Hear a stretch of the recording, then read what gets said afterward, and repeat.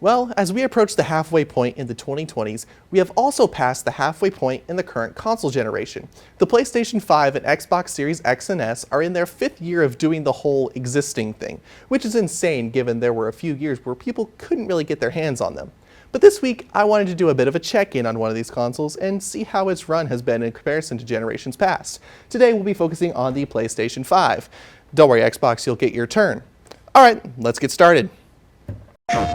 This is the PlayStation 5, at least the one we knew when it released back in November 2020. It's one of the largest consoles ever made, standing tall and proud. But if you don't want this giant tower standing up, Sony included a rotating stand to allow the system to lay on its side as well. For the first time, Sony ignored the typical box-like designs and went for something a little more unique. The main body of this system has a curved edge, giving it a round look when the plates are not in place. Attached on each end of the system are plastic plates, giving it the iconic Wi-Fi router look. These plates are mostly stylistic, but do serve as a way to protect the fans and other inner components. The system can output a 4K resolution with relative ease, given you have a compatible display. This resolution supplies around 4 times the amount of pixels than the base PlayStation 4, which could only go to a 1080p output. The system can also give frame rates as high as 120 with compatible displays. This gives you those insanely smooth visuals and quicker response times for competitive games. And speaking of quicker, the big inclusion with the PlayStation 5 is the internal SSD, or solid state drive. This is a storage device that is capable of significantly quicker load times while in a game. For example, what takes quite a while for Spider-Man on PS4 to load takes only seconds on the PS5. The amount of storage inside the SSD, however, isn't the best. The system has 825 gigabytes of internal space, but with system data there's only around 670 gigabytes of usable space. And in this day and age where games can take dozens to hundreds of gigabytes per game, that means you can comfortably fit maybe 6 or 7 relatively large games on it. At release, 2 different versions of the PlayStation 5 were available.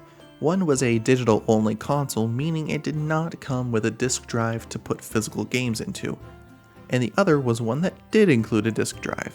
Aside from that one thing, nothing else was different about the 2 models. When the system first released in 2020, nobody could get their hands on one, grinding its growth to a halt. This was due to a massive chip shortage hurting manufacturers' ability to mass produce these consoles. A few years later, the systems became more readily available and the sales numbers grew exponentially. As of September 2024, the PlayStation 5 has reportedly sold around 65.5 million units, which is in line with the PlayStation 4, which had sold 67.7 million units at that point in its cycle. Of course, a brand new console means a brand new controller to complement all the new features the system has to offer, and this time Sony shook things up a little. Throughout the PlayStation's life, their controllers have been known as the DualShock, originally named because of the inclusion of 2 thumbsticks and introduction of rumble built into the controller. This naming scheme lasted all the way up to the PlayStation 4, and with this generation, they decided to change up the name as well as parts of the design, introducing the DualSense, a controller that feels familiar, yet different. The overall structure is slightly changed to give it a more rounded feeling as opposed to the more linear feeling of the DualShock 4. The controller is also heavier than the DualShock 4, giving it a more premium and sturdier feeling. The big new features of the DualSense include the return of the motion sensor and the touchpad from the DualShock 4, but now the controller includes enhanced rumble features and triggers that change how sensitive they are depending on what you're playing. Now, all the buttons and their placement are largely unchanged from its predecessors, so players coming from any prior PlayStation will have no trouble getting used to the DualSense. This controller comes in many different colors and designs, including an iridescent collection, limited edition designs based on certain games like Spider-Man 2 and Astro Bot, and a special 30th anniversary edition meant to mimic the look of the original PlayStation. This was also the first generation that Sony made their own premium controller, the DualSense Edge. This one features back buttons, adjustable trigger lengths, interchangeable stick caps, the ability to replace a joystick should it experience drift, and customizable button layouts with up to 3 saved profiles to switch from. Of course, a console can have all the bells and whistles it wants, but it means nothing without the games on the system. Luckily for Sony, third-party publishers haven't had any problems getting their games on PlayStation 5 in tandem with other platforms. But the big topic of discussion when it comes to games on a console are what games are made exclusively for a system. The PS5 has had a weird run of that this generation, as it's quite difficult to tell just what is exclusive and what isn't anymore. Timed exclusives are all over the place, and there's two big ways that happens.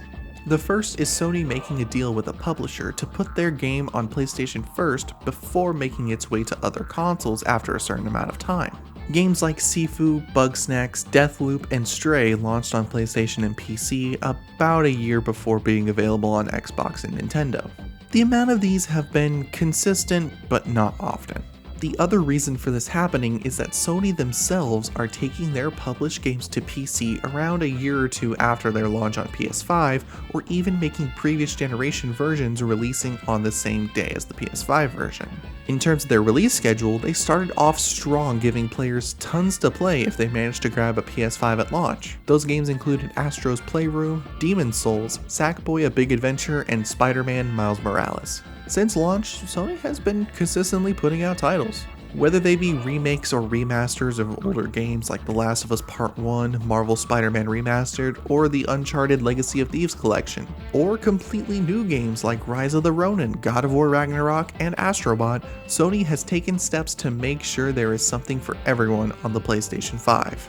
Not all of their games have been hits though, as there is a key genre that they have tried to capitalize on but haven't quite hit the mark. I'm referring to Sony's attempts at multiplayer-focused live service games. Of the 3 they've published, only 1 is still actively being played to this day, and 1 was their most infamous launch since the PlayStation 3. Concord was their attempt to really get people behind the idea of live service games, and it did not appeal to a large majority of players. The game was playable for 2 weeks before it was ultimately shut down and cancelled. But if that was their worst title this generation, that's just a testament to the rest of their library. As the new generation progressed, some other parts of PlayStation services got some upgrades and refreshes to keep up with the times. The biggest benefactor from it was PlayStation Plus, Sony's online gaming service. Originally, it only provided online access for multiplayer gaming and free games each month, but now it's taken on an entirely new form. There are now 3 different tiers of PlayStation Plus that players can choose from. PlayStation Plus Essential offers the same kind of content as the old service, that being online access, exclusive items and discounts, and free monthly games. The middle tier, PlayStation Plus Extra, gives you all the essential benefits in addition to a catalog of PS4 and PS5 games to play as long as you have your subscription. And the highest tier, PlayStation Plus Premium, gives you all of that and a whole list of classic titles you can play on your system. Premium also gives players the ability to play select PS3 and PS5 games via cloud streaming utilizing the technology from PlayStation Now, Sony's old streaming service. This was a smart business move, as having 2 services feels a bit wasteful. In 2021, before the 2 merged, PlayStation Plus had over 47 million subscribers, while PlayStation Now only had about 3 million. Since this new service has been put in place, Sony has been consistently adding more and more games to the catalog as well as the classic titles. Seeing games from the original PlayStation, PlayStation 2, and PlayStation Portable being represented in this catalog shows Sony does take pride in their history, and they want people to play their games regardless of how old they are. PlayStation Plus is in a good spot currently, and I'm excited to see that momentum continue. Nothing is perfect the first time around, and consoles are well aware of this. Redesigns and revisions have been around since the NES, and that tradition carries through to this generation with the PlayStation 5 Slim. This redesign released in November of 2023, still releasing with 2 different versions. Both versions now include 4 side plates instead of 2, giving half the system a glossy finish. The system now comes in a smaller package, shrinking the overall build of the system, yet impressively upgrading the storage size. You now have a whole terabyte of storage here, which translates to about 840 gigabytes of usable space. Aside from the physical size difference, the big thing behind this revision was the option to add or remove a disk drive from your system whenever you want, turning a digital-only system into one that accepts physical games if you desire. The only downside of it is you'd have to purchase the disk drive separately for an additional $80. The slim models also did not include the stand from the original model, as you now have little stands to lay the console on its side. If you wanted to stand it up, Sony had a new vertical stand also sold separately for $30. This model of PlayStation 5 systems quickly became the new standard model you can find in retail, and the original larger model got phased out. Console generations are nothing without fun little accessories that make your gaming experiences on a system better, and Sony put out 2 of those in 2023. The smaller of the 2 is the PlayStation Portal. Released in November 2023 for $200, the Portal is a handheld device used for the sole purpose of remote play. Using a solid Wi-Fi connection, you can mirror what happens on your PS5 to the Portal and use the device like a typical handheld. What sets this apart from other remote play devices like the Backbone is the usage of the DualSense's functionalities. It's all here, from the motion sensors to the rumble and adaptive triggers. Unfortunately, there is no actual hardware in this thing aside from what it needs to have its own operating system and the ability to pair to your PS5, meaning without a good connection this thing is practically useless. If you do have good internet, however, the PlayStation Portal is another way to experience the games you enjoy. Now, if you don't have a PS5 and are interested in just this device, there is now a way to stream select games straight from the Portal. All you need is a PlayStation Plus subscription and a solid internet connection. The other main accessory to the PS5 is the PlayStation VR 2. Sony has tried their hand at virtual reality with the PSVR add-on for the PS4, and let's just say there was nowhere to go but up. It was a fine headset, but there were way too many steps needed to set the thing up and too many extra pieces needed to make the thing work right. Luckily, the PSVR 2 improves on everything the PSVR did. All it takes to set up is a single cable plugged into your system and you're good to start playing your games. Everything about the PSVR 2 is streamlined and made easy to use, so even a VR beginner like myself can just focus on playing games instead of making sure my movements can be read on a camera. And just like the original PSVR, there are select PS5 games that have PSVR 2 compatibility, including Gran Turismo 7 and No Man's Sky. There are also completely new experiences for the device, such as Horizon Call of the Mountain. And all of these games are easy to play thanks to the VR Sense controllers, which are a great addition to the lineup. The only thing bogging this add-on down is the price. At retail, this costs you $550, which is more than the entire PS5 system. That means if you wanted a PSVR 2, your cost of entry is over $1,100, not including any games you may want for the thing. At that price, there was a lot of hesitancy from customers, myself included. But if VR is something you're serious about, PSVR 2 is a great way to experience virtual reality. Mid-gen refreshes are a somewhat new concept, giving systems a hardware boost on top of the redesigns. The PS4 had one in the form of the PS4 Pro, giving players the ability to play select enhanced games in 4K for the first time. It ended up performing relatively well, being around 12% of total PS4 systems sold throughout its life cycle. So for the PS5, it makes sense that they'd want to replicate that success. In September 2024, Sony officially unveiled the PlayStation 5 Pro, set to release in November of that year. It seemed like the biggest issue with PS5 users was having to choose between higher graphics setting or higher frame rates, so the PS5 Pro aimed to give players the best of both worlds. This would be done with an enhanced GPU, advanced ray tracing, and the use of an AI upscaler called PlayStation Spectral Super Resolution, or PSSR. At launch, there were over 50 games with an enhanced version on the PS5, and the results have been hit or miss. Some games streamlined the graphics setting, offering specific versions for Pro models and adding some more settings on top of the ones already there, and some ended up falling flat, at least at launch. The biggest culprit was the Silent Hill 2 remake, as the PSSR ended up being overused in certain areas, causing the game to look rough. This has been fixed, but it wasn't a good look for the most powerful console on the market. Conversely, the best example of the PS5 Pro working its magic was Final Fantasy VII Rebirth. Initially, there were 2 modes, one giving higher graphics setting and one giving higher performance settings. But now with this enhancement, there is a third option called Versatility. At times, it looks even better than the graphic mode.